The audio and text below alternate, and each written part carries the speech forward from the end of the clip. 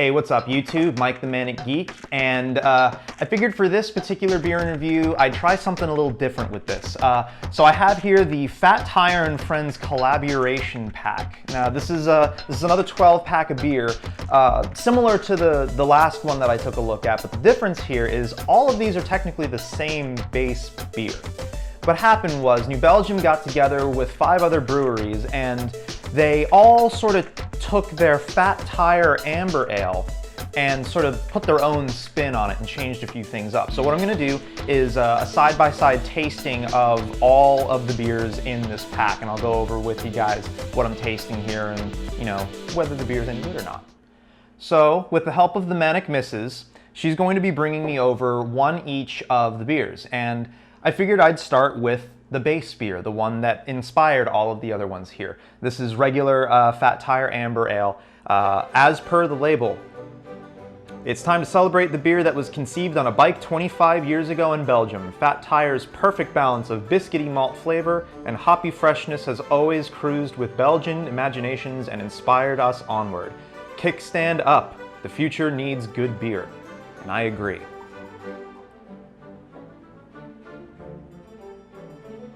One for you and one for me.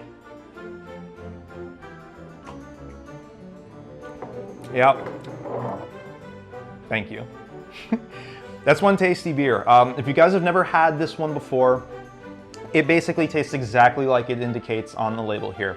Nice, sweet, biscuity, malty flavor up at the start. Nice, clean hop finish. It's not any sort of lingering bitterness or anything that's really jarring. Just a really crisp, refreshing, good amber ale. Thank you, dear. All right, so the next one we have here is the Avery Brewing Company collaboration, Fat Wild Ale. Go wild for fat. Thanks to Boulder's Finest for this unabashedly tropic take on Fat Tire. Avery took a healthy dose of Brettanomyces bruxellensis Dre to create a Fat Tire spin with a sturdy malt backbone, fruity hop aroma, and a tropical pineapple flavor. Heed the call of the wild Fat Tire. Now, for those of you that have never had anything with Brettanomyces in it, it's basically a bacteria that they use to ferment a beer with, on top of any yeast that may have been used in the recipe, and it gives the beer kind of a, well, kind of a funkiness, a dryness. It brings it more in league with something like with champagne usually. Now that's different. The odor of this beer actually has a lot more of a tropical fruitiness to it than the base beer did. So I'm pretty excited for what the Brettanomyces may have done here. Oh yeah, yeah. Now the way the funkiness comes through on this, it's kind of like it's like there's a sort of extra juiciness to the beer. It's very mouth-watering. It's almost woodsy in a way, kind of like the scent of a forest after rain. Petrichor, very similar to a petrichor kind of flavor that you get there. There's definitely pineapple in there now. Remember, this is the same base beer, but it's tasting completely different just from the little tweaks that they did here. Avery did a fantastic job on this, and yet another awesome example of what Fat Tire can be. Thank you very much. All right, so moving on, the next one we have here is the Firestone Walker Brewing Company collaboration that they're calling Fat Hoppy Ale. As per the label, a hugely hopified Fat Tire thanks to our California friends. Inspired by brawny West Coast IPAs, they created an assertive hop presence with the likes of Mosaic, Citra, and Mandarina Bavaria. The result? A pumped-up hoppy amber version of Fat Tire with an amplified American hop aroma and flavor. Time for you to hop on this fat, too. Man, the color is even different on this one. That's crazy. Huh. Wouldn't have expected that. Oh my God. That is so dank. Oh wow, there's a lot of hops in that.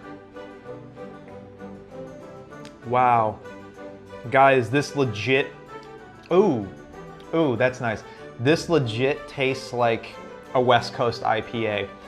A nice malty presence for the base of the beer, but the hops do all the talking here. Yeah, you get a lot of citrus flavors out of this. You get a lot of pine needle. You get even a bit of stone fruit from the Mosaic hops, which is one of my all-time favorite hops. That and Citra, honestly. So, man, there's some almost like a lemon zest flavor in there too. That's really nice. I would actually go so far as to say that this hopped up version of Fat Tire would be a go-to for me if this was available by itself. Again, I just find it really interesting that this is all based on the same base recipe, and every single one of these beers is turning out to be its own unique, to have its own unique identity. I think that's really cool. Again, another really solid reproduction of Fat Tire. Now, something I wanted to touch on before I go any further. I do have a glass of water here. This will constantly be getting refilled during this tasting, not just to clear out my palate, but to help sort of keep me from getting quite as drunk quite as quickly. It's sort of a secret that I take part in when I'm doing any sort of big tastings like that. Excuse me. For any amount of beer that I take in that same amount of water before I move on to something else. Yes, I get a little fuller faster. Yes, I wind up having to pee a lot. But, you know, I'm fine with that if it means avoiding the hangover and getting too drunk too fast. Guys, I also wanted to point out that I'm not drinking these beers necessarily in rapid succession. It's taking me several minutes to finish even the pour that I'm having for myself, and the Manic Misses is helping me out with each of these. So by the end of this whole thing, I will have had 3 beers. Glub, glub, glub. All right, so the next beer we're going to be taking a look at here is the Rheingeist Brewery collaboration that they've called Fat Pale Ale. Fat Tire to the XP and A. The innovative Cincinnati folk from Rheingeist went all new style on Fat Tire. The result is a Belgian-style extra pale ale, a combination of fruity Belgian yeast, bready sweet European and Colorado malts, and a healthy dose of fruity Venus hops. Perfect for hopheads, wine lovers, beer fanatics, and even whiskey quaffers. That'd be an interesting claim to test at some point, but for right now we're just going to go with the beer because this will be the 4th one in for us, and even though we're splitting them, it's kind of starting to get felt. There we go.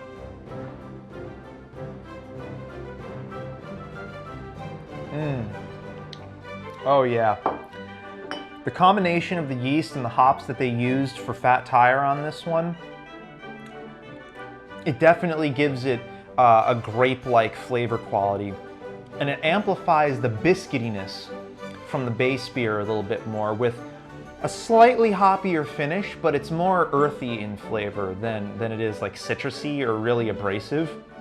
I rather like this one a lot. That's an interesting Belgian take on this beer. Honestly, so far, I kind of feel like the Fat Pale Ale here is going to be the most approachable to the most people. There isn't anything going on in here that kind of gets you raising an eyebrow or sort of pushes the limits of what people consider a typical flavor out of beer. So yeah, I'm definitely all about this one. Great job, Rheingeist. All right, guys, so the next one that we're going to be taking a look at here is the Allagash Brewing Company collaboration. It's called Fat Funk Ale. Who wants the funk? Our New England friends at Allagash brought it, taking Fat Tire back to its Belgian roots with a Didol House Belgian yeast strain that adds classic pear, banana, and spice to Fat Tire's malty goodness. They then bottle conditioned the beer with Brettanomyces allegagenesis for an extra spicy finish. Get your funk on. So this is another Brett beer in the bunch, and I'm actually kind of surprised that they went with so many beers that are using additional strains of bacteria to ferment them. Normally that's something that not a lot of beer drinkers necessarily acclimate themselves to flavor-wise.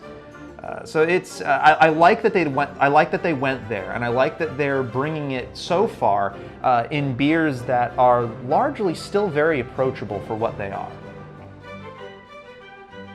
Ooh, Ooh, that scent is so nice. That's a lot of banana in that one. That's really nice. I like the way that smells a lot. Oh, man. If I didn't know any better, I would actually say that this was a Belgian triple. I would never have suspected that this was based on Fat Tire as a base beer. Man, Allagash knocked it out of the park with this one. Exactly like it tastes on the, like they described on the label. Pear, banana, a bit of funk in there from the Belgian yeast and the Brett. It's drier from the Brett as well. Oh man, I'm gonna savor this one for a bit. You even get a bit of a bubblegum flavor out of this too. And by bubblegum, I don't mean like spearmint or something like that. I'm talking about like those cheapo like gumball machine bits of bubblegum, or like the stuff that's in the center of a Tootsie Pop, or a Blow Pop rather. It's like that artificial pink bubblegum flavor. But here it's just really, it's nice, it's gentle, it's not so overbearing. It's not like you just took a bag of Big Lead Chew and shoved the whole damn thing in your mouth. There's even the tiniest bit of star anise in this. Now, those of you that aren't familiar with star anise, you're more familiar with it being described as black licorice. But in this case, it's more of the actual flavor of the anise rather than the candied version of it. So it's a bit more earthy, it's a bit more smooth, and it's sort of brought out because of those bubblegum flavors that are in this beer. All right, last one, boys. We're going in. Thank you. All right, so the last one is the Hopworks Urban Brewery collaboration that they are calling Fat Sour Apple Ale. Our Portland heroes at Hub peddled Fat Tire straight to the apple orchard.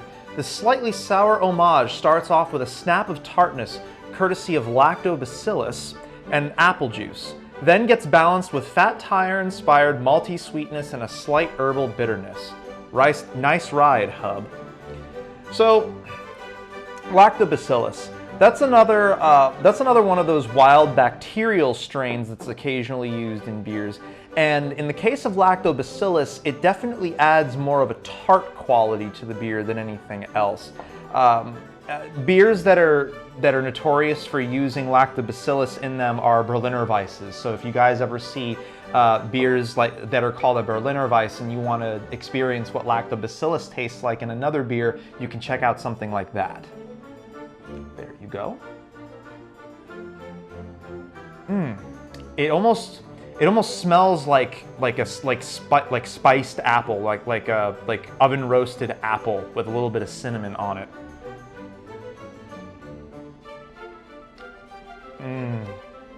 Oh man. Oh, that's nice. Okay. So, if you've ever had those green apple Jolly Ranchers candies before, that's what this tastes like. That's exactly what this beer tastes like. This is so mouth-watering and juicy and delicious. But there's still a bit of that biscuity sweetness in the background, reminding you that this was at one point a basic Fat Tire amber ale. It's just these little tweaks and changes that were made to it that have turned it into the green Jolly Rancher, the sour apple Jolly Rancher. And you even get a lot of acidity through from the lactobacillus. That's another quality of that beer, is it increases that presence of a sort of acidic flavor in the beer. It's not quite like acetic acid or like a vinegar flavor. That would be more of like a Flanders red ale. It's just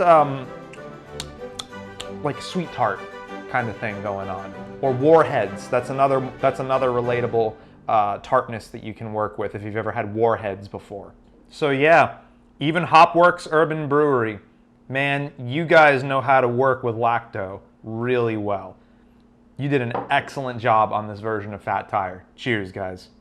All right, guys, so there you have it. We've gone through all 6 of the beers within this 12-pack. Admittedly, of all of these, my favorite ones were probably the Hoppy Ale and Fat Wild Ale. But again, all of these were extremely solid in their own right, and to be honest with you, the $15 price tag on this absolutely makes it worth picking up.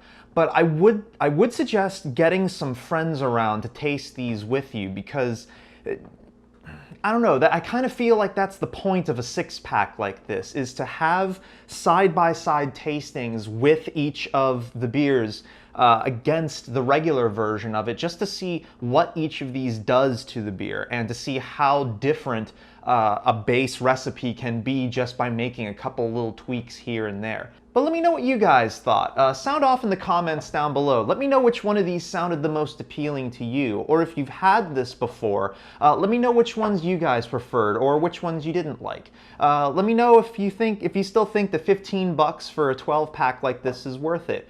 And as always, remember to do that thumbs up, thumbs down thing like you guys do, how you do. Also, remember to share the video if you think someone else might find it helpful. Subscribe to the channel if you haven't done that already, because I've got more content coming at you guys real soon. And as always, I will catch you guys next time. Take it easy, YouTube.